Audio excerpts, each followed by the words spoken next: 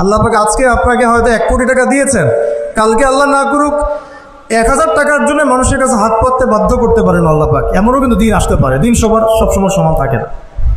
আজকে আপনার কাছে 1 কোটি টাকা আছে, কিছু মনে হচ্ছে না। কালকে কে জানে, আল্লাহ না করুক যে 1000 টাকা কারো কাছে চাইতে হচ্ছে, 1000 টাকার জন্য ঠেকে গেছে, হতে পারে না?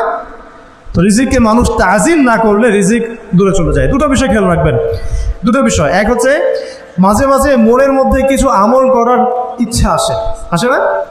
মনে হলো যে আচ্ছা একটু 10টা আয়াত পড়ি, মনে আসে না? মাঝে মাঝে মনে হয় না?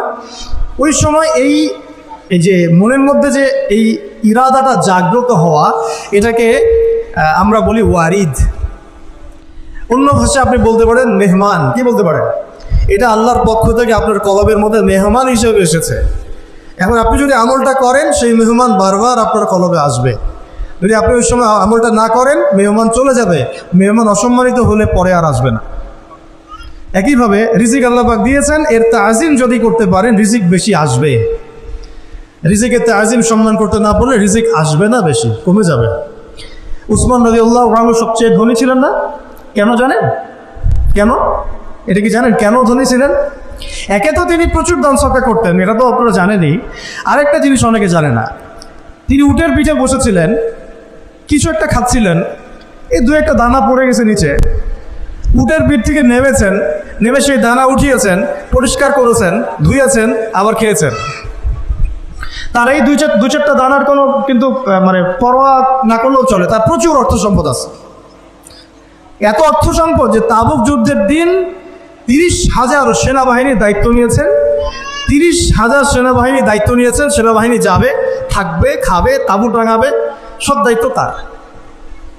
30,000 সেনাবাহিনীর দায়িত্ব নেওয়া কি চারটাখানি কথা? তো এই সাহাবী এই কয়েকটা খাবারের দানা উঠিয়ে খেলেন। নবী সাল্লাল্লাহু আলাইহি ওয়াসাল্লাম বলেছিলেন, তোমাকে আল্লাহ পাক রিজিক বাড়িয়ে দিবে না কেন? তুমি রিজিকের যে তাজিম, যে সম্মান তুমি করো, এর বদৌলতে আল্লাহ পাক তোমাকে বেহিসাব রিজিক দিবেন। স্যার, দুইটা বিষয় খেয়াল রাখবো। আমলের মেহমান হৃদয়ের মধ্যে আসলে তাকে ফিরায় না দেওয়া, তাহলে সেই মেহমান কিন্তু আর আসবে না। মেহমানকে মূল্যায়ন করলে মেহমান বারবার আসবেন স্যার। আর রিজিকের তাজিম না করলে রিজিক কিন্তু আপনার ঘরে বেশি বেশি আসবে না। এমনি তো হারামের যুগ, এমনি সুদের যুগ, এমনি ঘুষের যুগ। অলমোস্ট এভরি ফ্যামিলি সুদখোর এখন, অলমোস্ট এভরি ফ্যামিলি। মেয়ের স্পেশালি যারা শাশুড়ি টাইপের, আপনারা মাইন্ড করেন না, তাদের সাইকোলজি যে এতই নিচে নেমে গেছে এখন যে আমার মেয়ে জাহান্নামে যায় যাক। হ্যাঁ, আমার মেয়ে জাহান্নামে যায় যাক, সমস্যা নাই, দুনিয়াতে সে যেন ভালো থাকে। এটা কেন বললাম?